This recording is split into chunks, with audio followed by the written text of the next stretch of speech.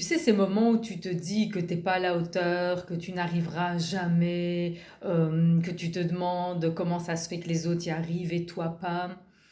Mais tout le monde passe par là, tout le monde a des moments comme ça de doute. Et ce manque de confiance en soi, en fait, il suffit pas de travailler sur ses pensées. Il y a plein de coachs ou de personnes qui vont te conseiller, de te donner des pensées positives. Oui, j'ai confiance en moi, ça va bien aller. Oui, je peux le faire. Je vais parler en public et ça va bien se passer.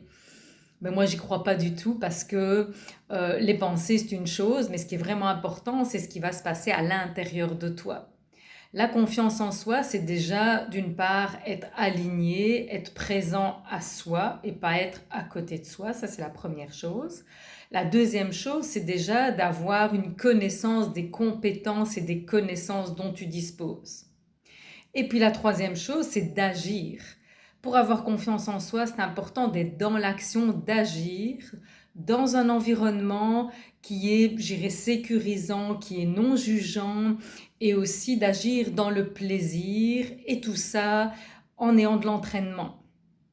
Et c'est une des raisons pour lesquelles j'ai de si bons résultats, j'irai dans le travail avec les chevaux, parce que la confiance en soi, elle se travaille dans l'action avec le cheval, qui est dans le non-jugement. Et quand on travaille avec les chevaux, on travaille dans un environnement qui est sécurisant, où tu te sens bien, où tu es vraiment connecté à toi. Et donc, c'est une manière vraiment non seulement très agréable, très originale, de faire de grands pas dans la confiance en soi et je te le conseille vraiment.